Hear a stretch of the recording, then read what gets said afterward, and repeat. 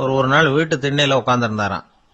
அப்போ தெருவில் ஒரு பிச்சைக்காரன் அந்த வழியா வந்திருக்கிறான், பிச்சை கேட்டிருக்கான். அந்த சமயத்தில் தர்மர் வேற ஏதோ வேலையா இருந்திருக்கிறார்.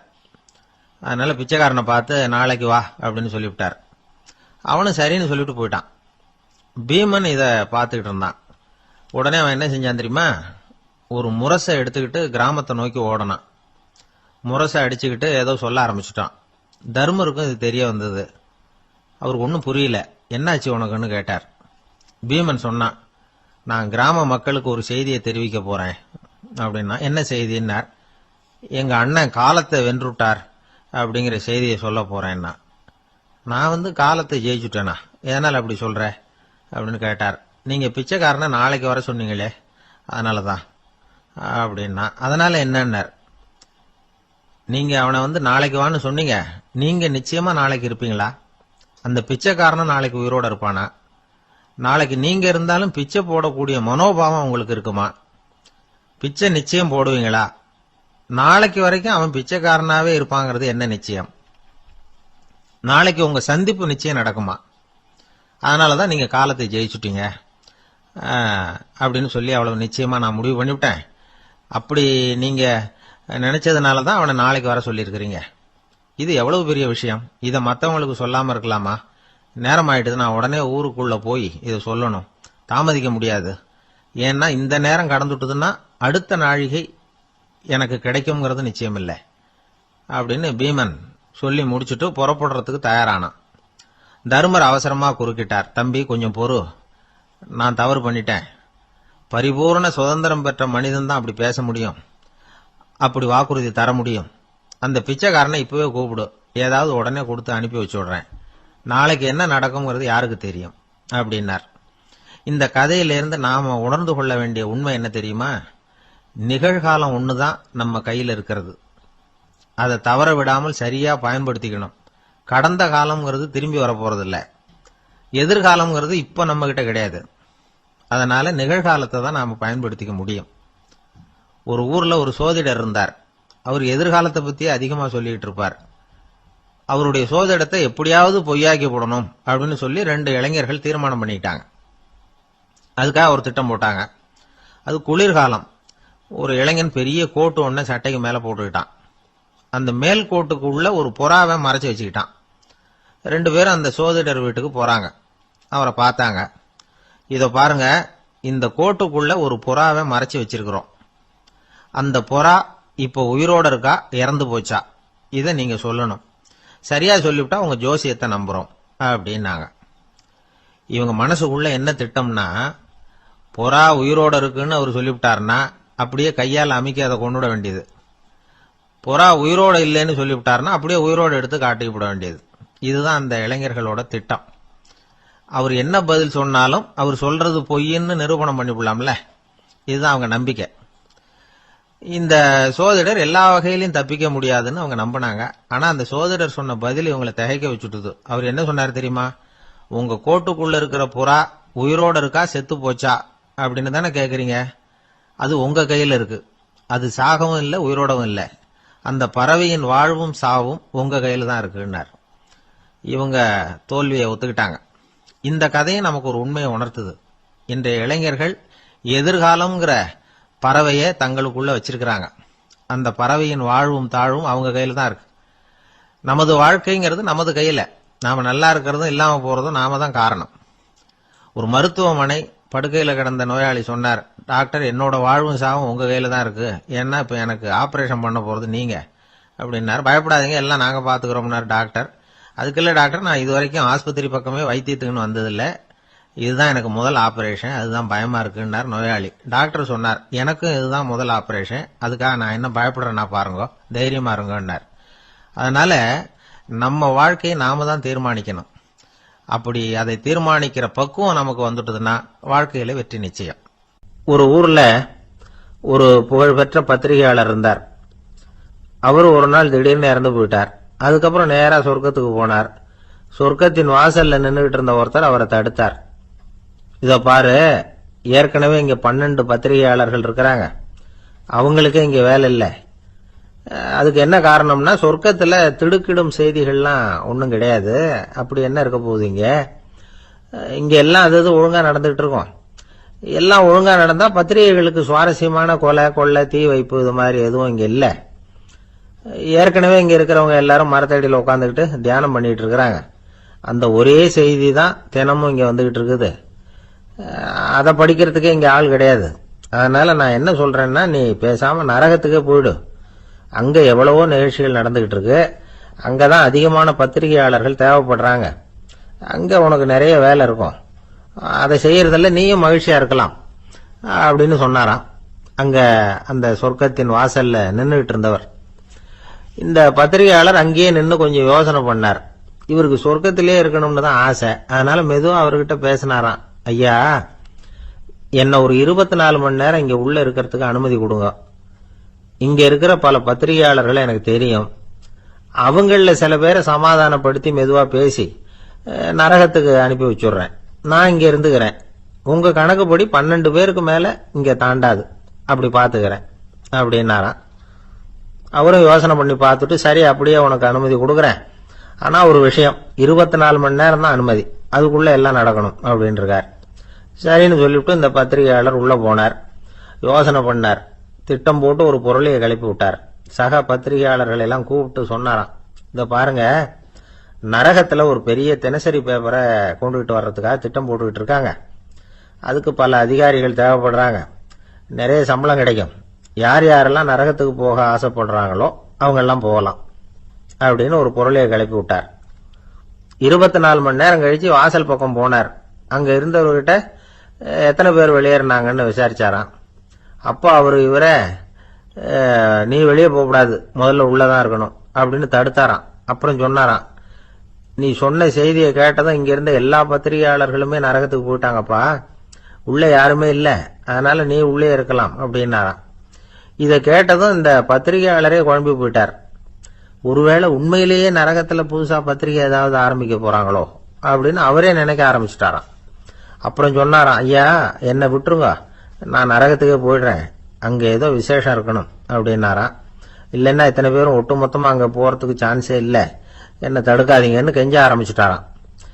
மத்தவங்க நம்பணுங்கிறதுக்காக ஒரு பொருளையை கிளப்பி விட்டார். கடைசியில தானே அந்த பொருளைக்கு ஆளாயிட்டார். அதாவது பிறரை ஏமாற்றிய அவரது மனம் கடைசியில அவரையே ஏமாத்த ஆரம்பிச்சுட்டு பாருங்க. நீங்க இப்படி அடுத்தவங்களை ஏமாத்துறதுக்கு உங்க மனசை பழக்கப்படுத்துறீங்க. ஆனா கடைசியில அதனால நீங்களே ஏமாற்றப்படுகிறீர்கள் அப்படிங்கிறது பெரியவர்களுடைய புத்திமதி.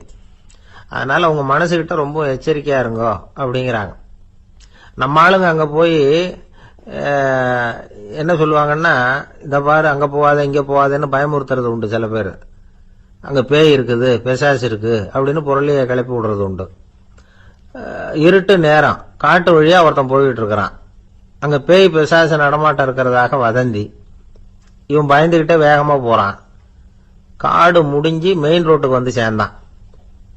அப்பாடா, ஒரு பஸ் நின்றுட்டு இருக்கு தனியா. இருட்டுல லேசா தெரிஞ்சது.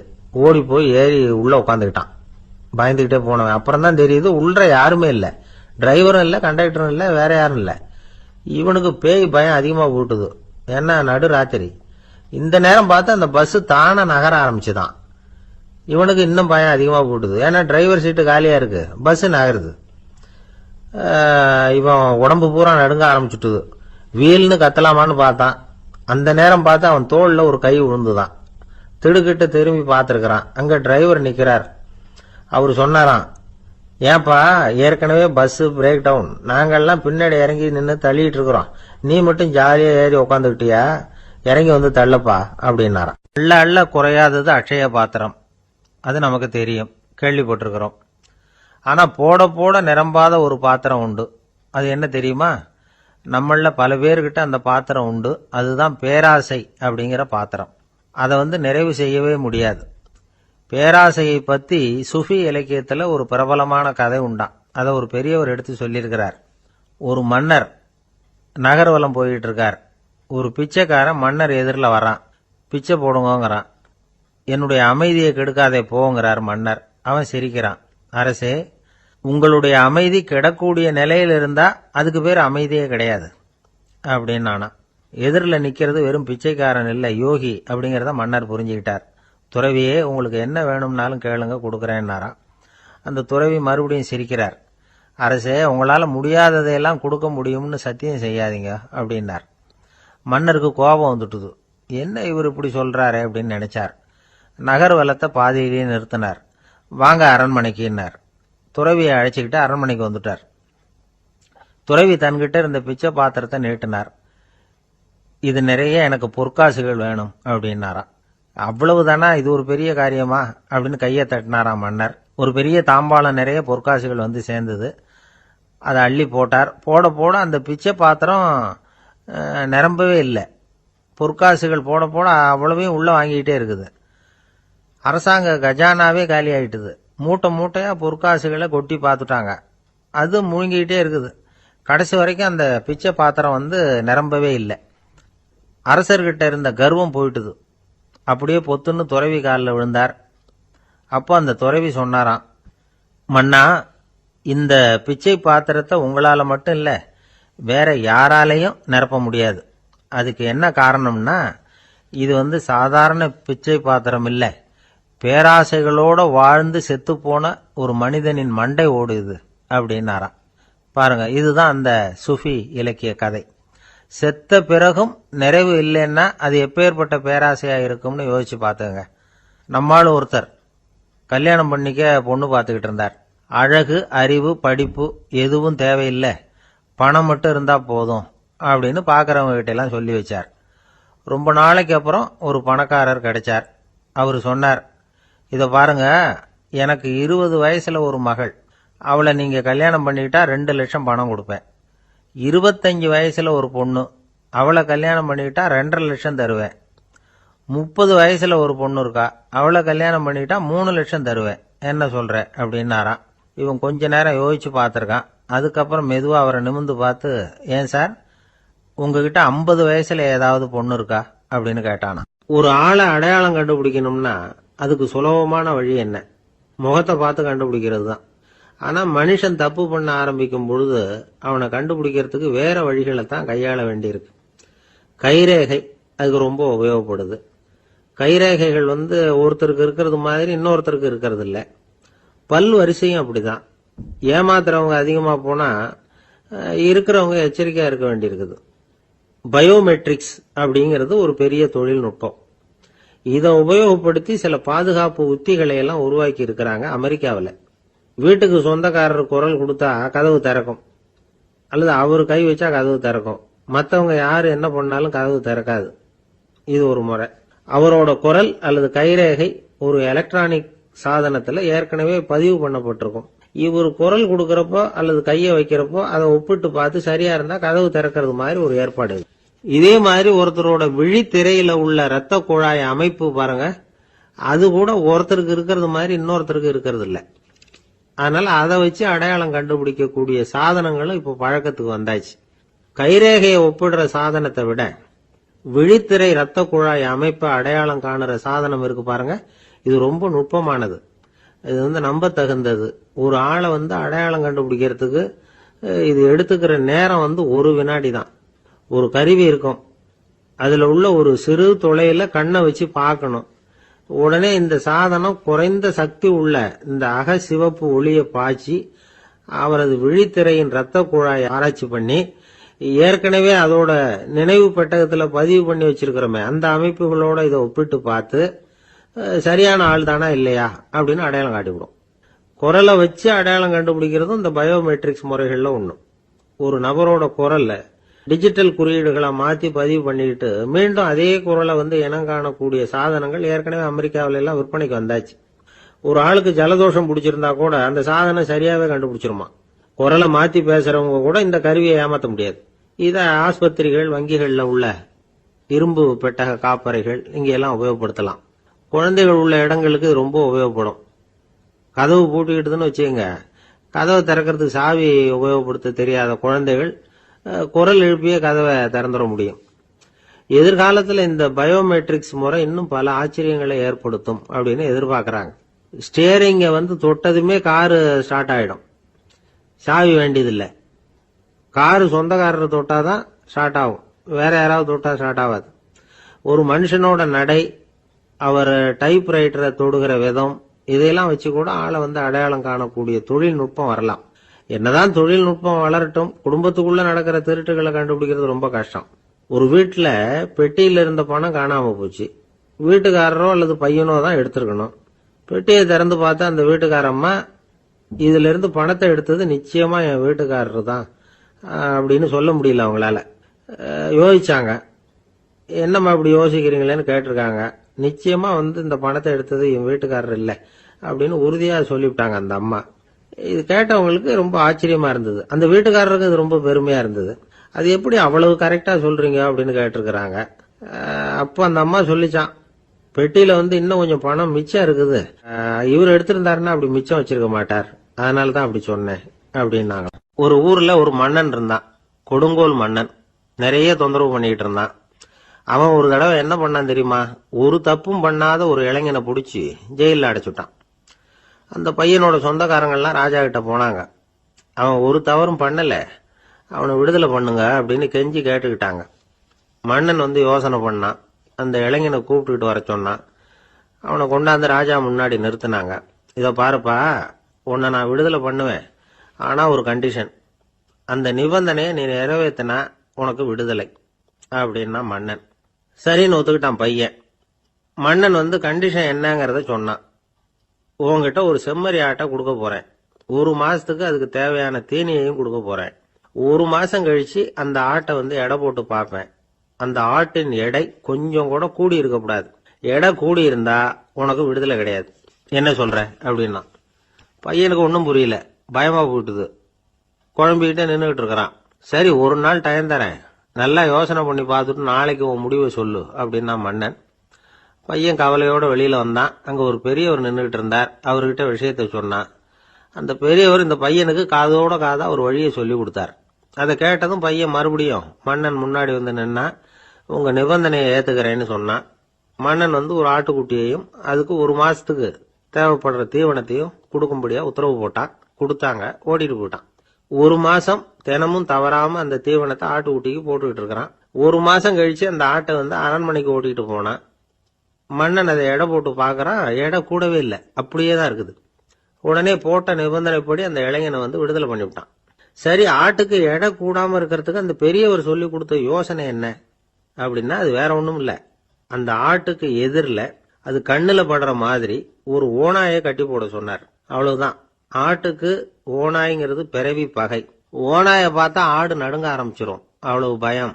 தினமும் அந்த ஆடு பயந்துகிட்டே தீனி சாப்பிட்டுது, எடை கூடல. அதுதான் ரகசியம். இது சின்ன பிள்ளைங்களுக்கான ஒரு கதை. இதுல இருந்து தெரிஞ்சுக்க வேண்டிய உண்மை என்னன்னா, நாமெல்லாம் சாப்பிடுறப்ப மனசும் உடம்பும் அமைதியா இருக்கணும். அப்பதான் அது உடம்புல ஒட்டும். அவசரத்திலையும் பயத்திலையும் சாப்பிட்டா அது சரியா ஜீரணம் ஆகாது. இன்னொரு ராஜா இருந்தார்.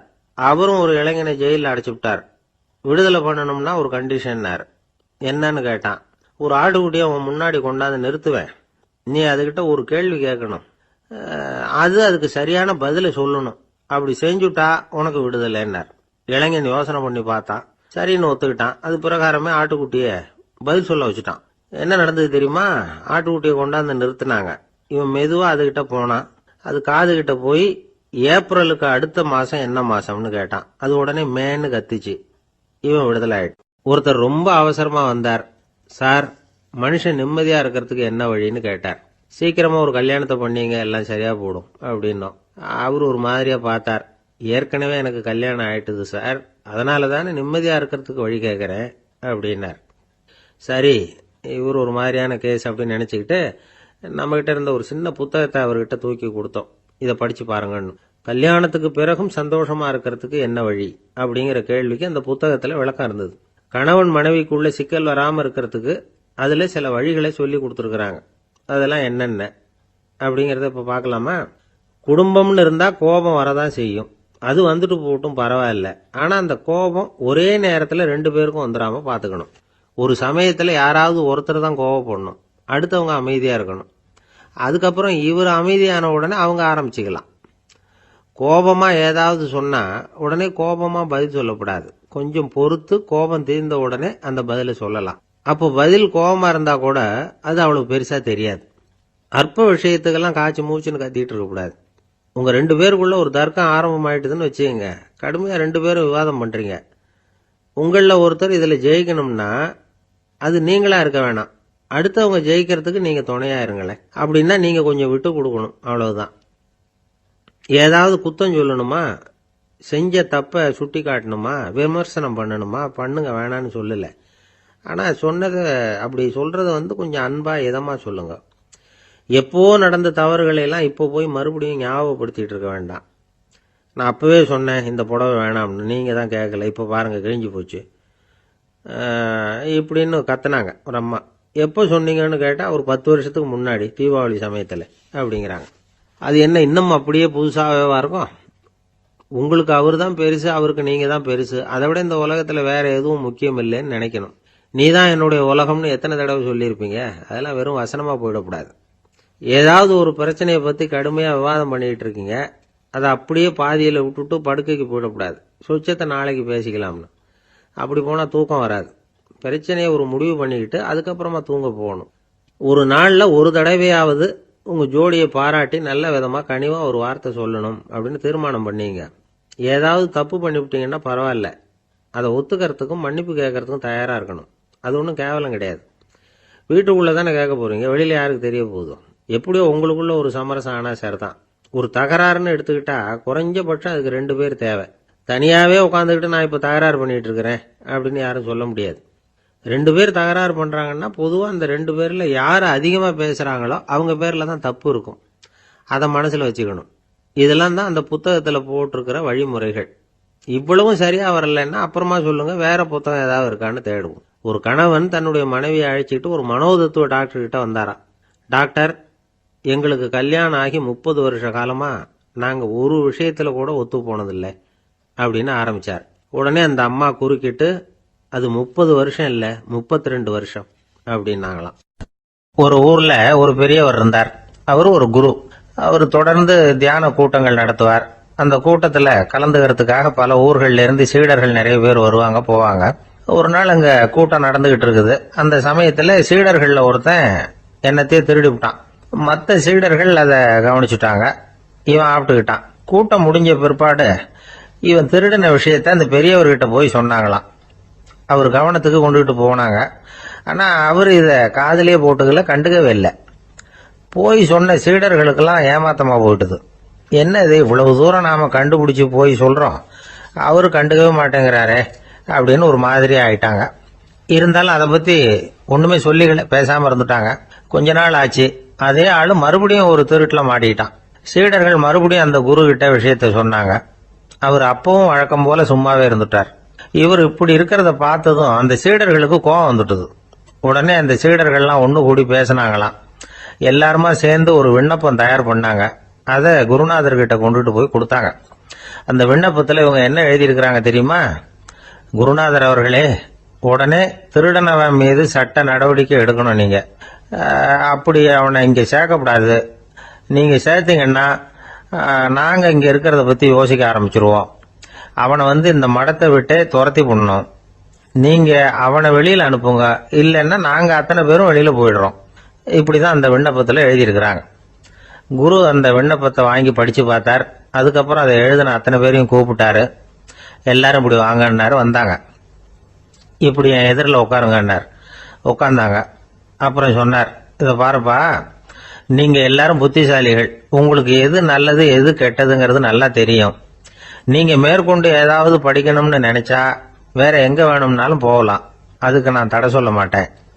ஆனா உங்களால குற்றம் சாட்டப்பட்ட அவன் இருக்கானே, அவன் எப்படின்னா அவனுக்கு எது நல்லது எது கெட்டதுங்கிறதெல்லாம் தெரியாது.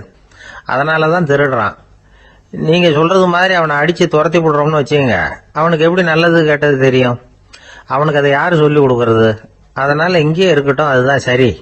இதுக்காக நீங்க எல்லாரும் என்னை விட்டுட்டு போனாலும் சரி, அவனை நான் விரட்ட மாட்டேன் அப்படின்னு விட்டாரான். இவ்வளவையும் திருடனை அந்த சீடன் கேட்டுக்கிட்டே இருந்திருக்கான்.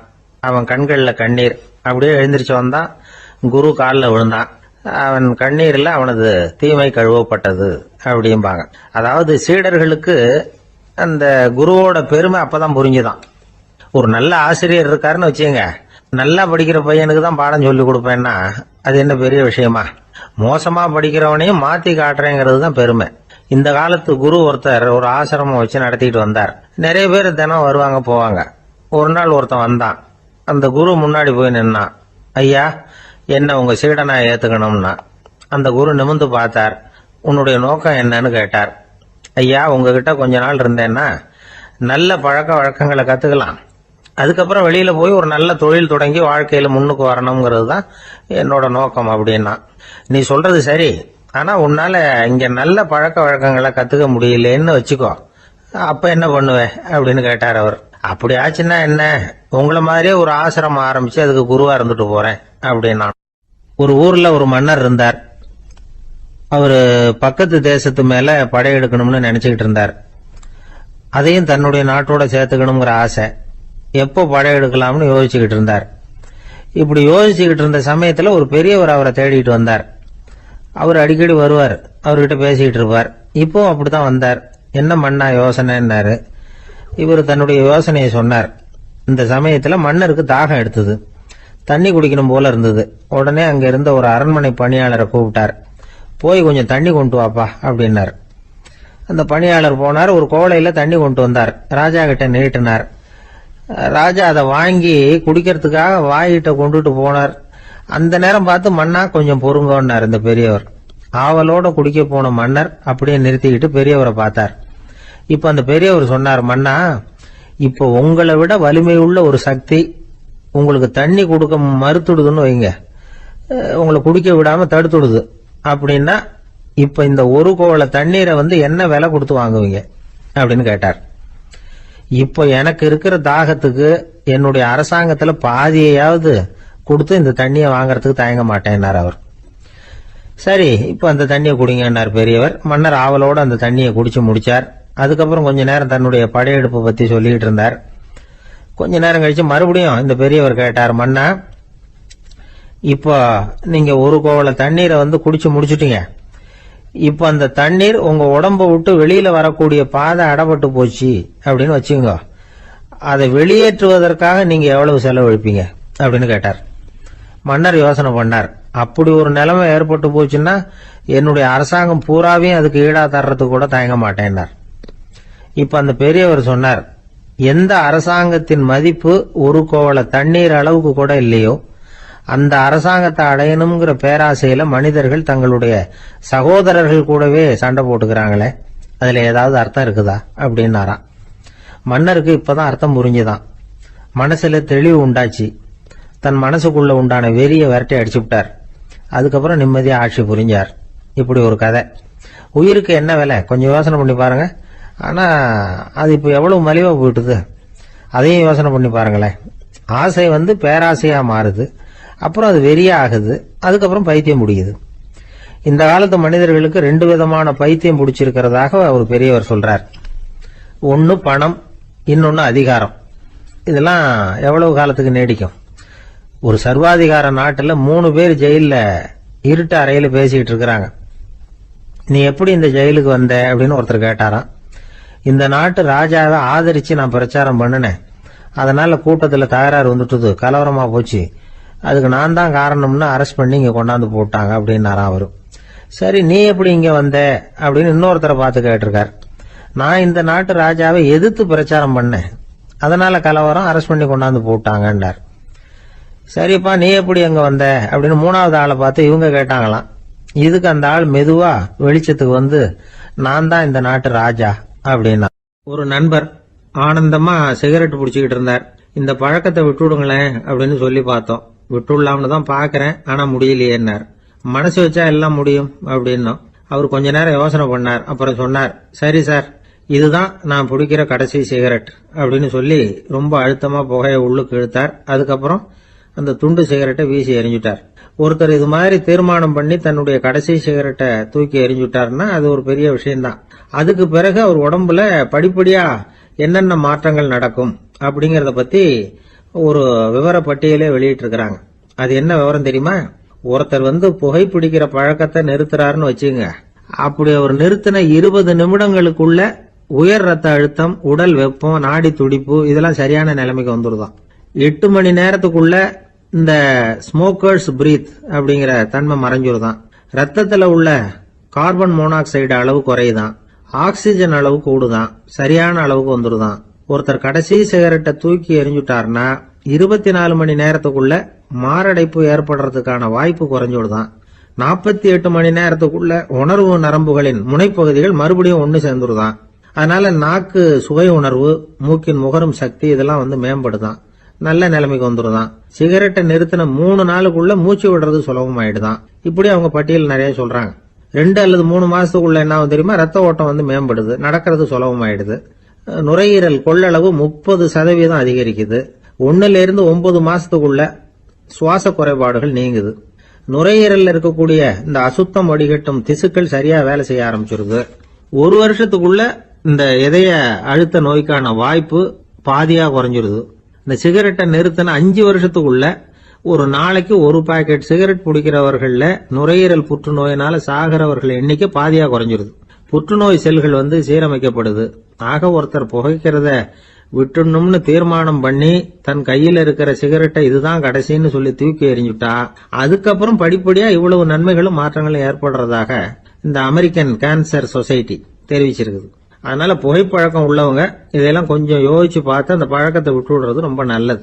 ஆனா அதையெல்லாம் நாம சொன்னா யாரு கேட்கறாங்க. என்னுடைய நண்பர் ஒருத்தர் புகைப்பழக்கம் உள்ளவர், அவர் என்கிட்ட சொன்னார், சார் சிகரெட் பிடிக்கிற பழக்கத்தை விட்டு விடுறது என்னை பொறுத்த வரைக்கும் ஒன்றும் பெரிய கஷ்டமான செயல் இல்லை, அது ரொம்ப சுலபம் அப்படின்னார். எப்படி சொல்றீங்கன்னு கேட்டேன். நான் ஏற்கனவே 20 தடவை அந்த பழக்கத்தை விட்டுருக்கேன் சார் அப்படின்னா. ரொம்ப நாளைக்கு முன்னாடி ஒரு நாள் கோவலன் நாடகம் நடந்தது, எங்க மதுரையில நடந்தது. அதுல ஒரு முக்கியமான கட்டம், கண்ணகி கிட்ட சிலம்ப வாங்கிக்கிட்டு அதை விற்கிறதுக்காக மதுரை நகருக்கு புறப்படுறான் கோவலன். அந்த சமயத்துல கண்ணகி பாடுற மாதிரி ஒரு நாடக பாடல் நாடக ஆசிரியர் எழுதினது. அது என்ன பாட்டுன்னா, மா பாவியோர் கூடி வாழும் மதுரைக்கு மன்னா போகாதீர் என்று அப்படின்னு ஆரம்பிக்கும் அந்த பாட்டு. இதுதான் அந்த பாட்டு. இத கண்ணகி மேடையில பாடின உடனே கூட்டத்துல சலசலப்பு. நம்ம ஊர்லயே நமக்கு முன்னாடியே நின்னுகிட்டு மா பாவியோர் கூடி வாழும் மதுரை அப்படின்னு சொல்றாங்களே, என்ன தைரியம் அப்படின்னு எல்லாம் குழப்பம் பண்ண ஆரம்பிச்சுட்டாங்க. மக்கள் சத்தம் போட ஆரம்பிச்சுட்டாங்க. எதிர்ப்பு குரல் அது பாட்டுக்கு வர வர அதிகமா போட்டுது. கொண்டுகிட்டு வா அந்த நாடக ஆசிரியரை, எழுதுனது யார் அப்படின்னு ஒரே சத்தம், கூச்சல். வேற வழி இல்லை. மெதுவா மேடைக்கு வந்தார் அந்த நாடக ஆசிரியர். 4 பக்கத்திலிருந்தும் கேள்வி கணைகள். மக்களை பார்த்து கொஞ்சம் அமைதியா இருங்கோ அப்படின்னு சொல்லிவிட்டு தன்னுடைய விளக்கத்தை சொல்ல ஆரம்பிச்சார் அந்த நாடக ஆசிரியர். மா அப்படின்னு சொன்னா திருமகளாகிய லட்சுமி அப்படின்னு அர்த்தம். பா அப்படின்னா கலைமகளாகிய சரஸ்வதி. வி அப்படின்னா மலைமகளாகிய பார்வதி. மா பாவியோர் அப்படின்னா திருமகளும் கலைமகளும் மலைமகளும், இவங்க மூவரும் அப்படின்னு அர்த்தம். இந்த 3 பேரும் வாழ்கின்ற மதுரை புனிதம் நிறைந்தது, சகல செல்வங்களும் நிறைஞ்சது. அப்படிப்பட்ட ஊர்ல நான் அணிந்து கொள்ளும் இந்த சாதாரண சிலம்பை யார் வாங்கிக்குவாங்க அப்படிங்கிற எண்ணத்தோட தான் கண்ணகி அப்படி சொல்றா. அதை நினைச்சுதான் நான் எழுதினேன். ஆகவே மதுரையை ரொம்ப சிரமப்படுத்தணும், ரொம்ப மோசமா எழுதணும் அப்படிங்கிற எண்ணம்லாம் எனக்கு கிடையாது, பெருமைப்படுத்தணும்னு நினைச்சுதான் அப்படி எழுதினேன் அப்படின்னு விளக்கம் கொடுத்தாராம். இந்த விளக்கத்தை கேட்டதும் எல்லாரும் ரொம்ப சமாதானம் ஆயிட்டாங்களாம். இப்படி விளக்கம் கொடுத்த அந்த நாடக ஆசிரியர் யார் தெரியுமா? அவர்தான் தமிழ் நாடக உலகின் முதல் ஆசான் சங்கரதாஸ் சுவாமிகள். அவருக்கு நகைச்சுவை உணர்வும் அதிகம். 1920ஆம் ஆண்டு திருநெல்வேலியில் அவர் தங்கியிருக்கிறார் நாடகம் நடத்துறதுக்காக. அவர் தங்கியிருந்த வீட்டில் கொசு மூட்டைப்பூச்சி அதிகமாக இருந்திருக்கு. அவரால் தூங்கவே முடியல. அவர் அனுபவிச்ச தொல்லைகள் ஒரு பாட்டா உருவாச்சு. வேடிக்கையா ஒரு பாட்டு எழுதினாராம். மூட்டையும் கொசுவும் ஒரு வீட்டிலே மீட்டிங் போட்டால் முன்னே நிற்க யாரால் முடியும், கொசு மோகன ராகம் போல சத்தம் போட்டு முன்னே நின்று செய்திடும் யுத்தம். இதை மறுநாள் நாடகத்தில் கோமாளி வேஷம் போட்ட ஒரு சிறுவனை விட்டு பாட வச்சிருக்காரு. எல்லாரும் சிரிச்சு ரசிச்சாங்களாம். சங்கரதாஸ் சுவாமிகள் கல்யாணமே பண்ணிக்கல, துறவி மாதிரியே வாழ்ந்திருக்கார். தமிழ் நாடக கலைக்கு தன்னையே அர்ப்பணம் பண்ணிட்டவர் அவர். 1922 நவம்பர் மாசத்துல ஒரு நாள் புதுச்சேரியில ஒரு வாழ்க்கை முடிஞ்சது. அப்போ அவருக்கு வயசு 55. சங்கரதாஸ் சுவாமிகள் நாடக ஆசிரியர் மட்டும் இல்ல, மேடை நாடக இயக்குனர், தயாரிப்பாளர், அவரே ஒரு சிறந்த நடிகர். ஒரு தடவை சாவித்திரி நாடகத்துல இவர் யமதர்மனா வேஷம் போட்டு நடிச்சிருக்கிறார். நாடகம் பார்த்துக்கிட்டு இருந்த கருவுற்ற ஒரு பெண்மணிக்கு பயத்தினால அங்கேயே குழந்தை பிறந்துட்டு தான். அந்த நிகழ்ச்சிக்கு அப்புறம் இவர் இந்த வேஷம் போடுறப்போலாம் ஜனங்களுக்கு முன்கூட்டியே எச்சரிக்கை கொடுக்க ஆரம்பிச்சிருவாராம். அதாவது அப்படி யாராவது பயப்படுறவங்க இருந்தா கொஞ்சம் கண்ணை மூடிங்க அல்லது எழுந்திரிச்சு போடுங்கன்னு. நடிப்புன்னா அப்படில இருக்கணும். இந்த காலத்துல நடிகர் ஒருத்தர் சொன்னார், சார் நான் இந்த நாடகத்துல நடிக்கிறப்போ முகத்துல நவரசங்களையும் காட்டி நடிச்சேன், உணர்ச்சிகளை எல்லாம் நல்லா காட்டி நடிச்சேன், அப்படி இருந்தும் ஜனங்கள் கல் எடுத்து மேடையில வீசிவிட்டாங்க சார் அப்படின்னார். நாடகத்துல உங்களுக்கு என்ன வேஷம் அப்படின்னு கேட்டாங்க. அது செத்து கிடக்கிற பணமா நடிச்சேன் சார் அப்படின்னார். ஒருத்தன் எப்படி நடந்துக்கிறாங்கிறத வச்சுதான் அந்த ஆள் எப்படிங்கிறத நாம முடிவு பண்றோம்.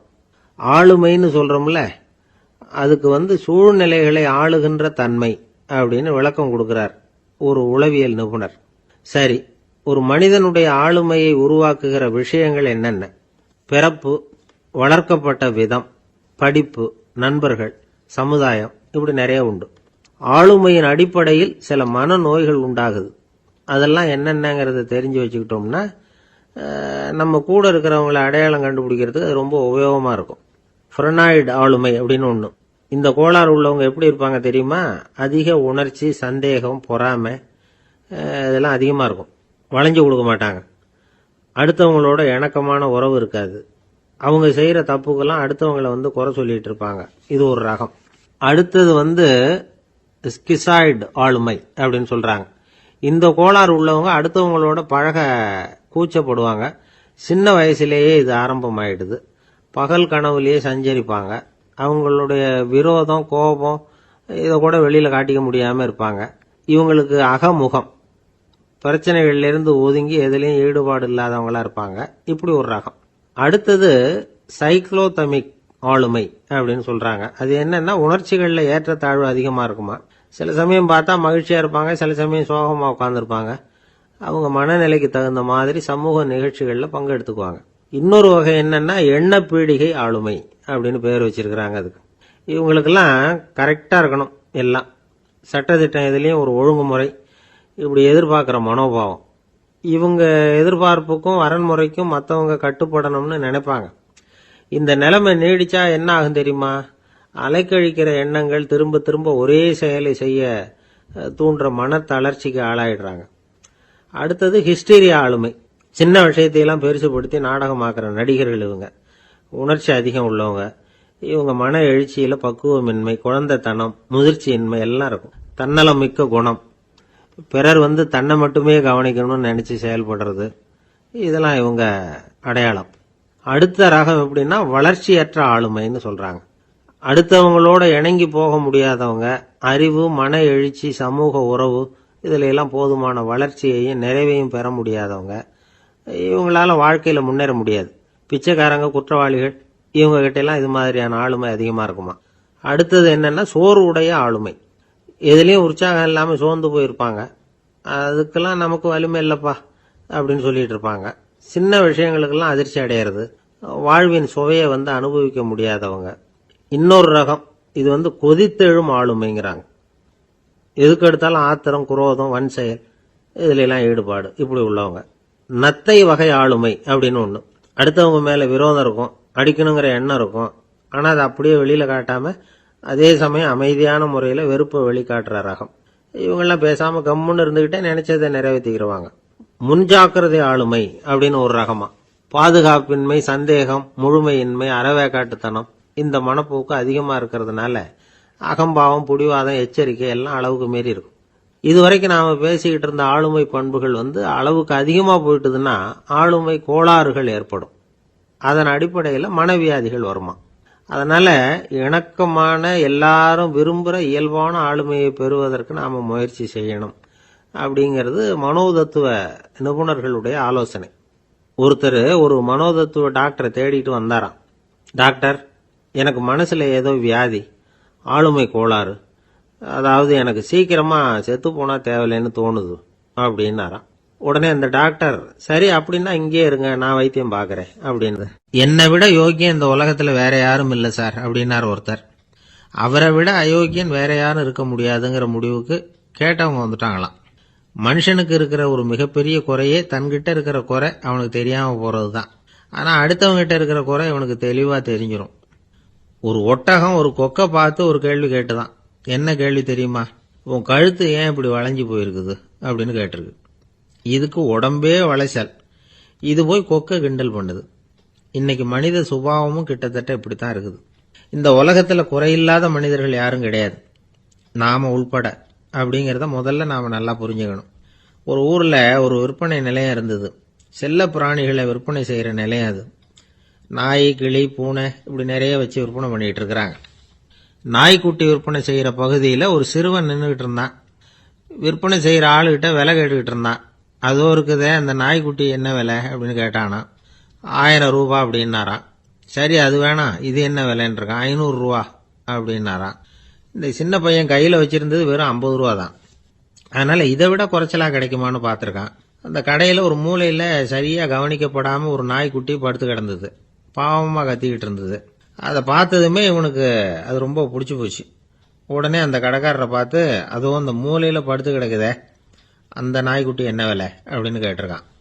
தம்பி, அது ஒரு கால் ஊனம், அதனால அது உன்னோட குதிச்சு விளையாடவோ ஓடுறதோ அதால முடியாத காரியம் அப்படின்னு இருக்காரு அவர். அது தெரிஞ்சுதாங்க கேட்குறேன், அதோட விலை என்ன அதை மட்டும் சொல்லுங்களேன் அப்படின்னு இருக்கான். தம்பி, இது கால் ஊனம் உள்ள ஒரு நாய். இதை போய் காசு கொடுத்து வாங்கறதுக்கு யாராவது பிரியப்படுவாங்களா? இதை நான் உனக்கு இலவசமாவே தர்றேன், எடுத்துட்டு போ அப்படின்னாராம். இதை கேட்டதும் அந்த சிறுவனுக்கு கோவம் வந்துட்டு தான். நீங்க ஒன்றும் சும்மா கொடுக்க வேணாம், இந்தாங்க 50 ரூபா, இதை வச்சுக்கிட்டு நாய்க்குட்டியை கொடுங்க அப்படின்னு இருக்கான். அவருக்கு ஒன்றும் புரியல, ஆச்சரியமா இருந்தது. சரின்னு பணத்தை வாங்கிட்டு நாய்க்குட்டியை தூக்கி கொடுத்தார். அந்த சிறுவன் அந்த நாய்க்குட்டியை 2 கையாலையும் வாங்கினா, மார்போட பிரியமா சேர்த்து அணைச்சிக்கிட்டான். தெருவில் இறங்கி நடக்கிறான். அப்படி நடக்கும் பொழுதுதான் பாக்குறார், கடைக்காரர் ஆச்சரியமா அவனை பாக்குறார். அப்பதான் அவருக்கு ஒரு விஷயம் புரியுது. அந்த சிறுவன் தெருவில் நாய்க்குட்டியை மார்போட அணைச்சிக்கிட்டு விந்தி விந்தி நடந்து போய்கிட்டு இருக்கிறான். ஆமா, அவனுக்கும் ஒரு கால் ஊனம். இந்த நாய்க்குட்டியை யாருமே வாங்க மாட்டாங்கன்னு நினைச்சுக்கிட்டு இருந்தார். குறையுள்ள அதுக்கும் ஒரு எஜமானன் கிடைச்சுட்டான். அதனால ஊனம் ஒரு குறை இல்லை அப்படிங்கிற உண்மையை அந்த கடைக்காரர் புரிஞ்சுக்கிட்டாராம். நம்மால் ஒருத்தர் கொஞ்சம் வயசானவர், எழுந்திரிச்சு சரியா நடக்க முடியாது, சாய்வு நாற்காலியிலேயே எப்பவும் உட்காந்துருப்பார். அவரு தனக்கு துணையா ஒரு நாயை பக்கத்துல வச்சிருந்தார். அதுவும் ரொம்ப வயசான ஒரு நாய், எழுந்திருக்கவே சிரமப்படும், நடக்கவும் முடியாது. அவர் பக்கத்திலேயே இதுவும் சோர்ந்து போய் படுத்து கிடக்கும். அந்த பெரியவரை பார்க்க வந்த ஒருத்தர் கேட்டார், ஏங்க, ஒரு சின்ன பையனை உங்களுக்கு துணையா வச்சுக்க கூடாதா? இந்த நாயை உங்களுக்கு பாதுகாப்பா வச்சிருக்கிறீங்களே, உங்களுக்கு ஒரு ஆபத்துன்னா இது எப்படி உங்களுக்கு உதவ முடியும் அப்படின்னார். அப்ப அவரு சொன்னாராம், எனக்கு ஒரு ஆபத்துன்னா அந்த சமயத்துல இந்த நாய் என்னை தனியா விட்டுட்டு ஓடி போயிடாம இருக்கணும்ல, அதுக்காகத்தான் இதை நான் வச்சிருக்கிறேன் அப்படின்னாராம்.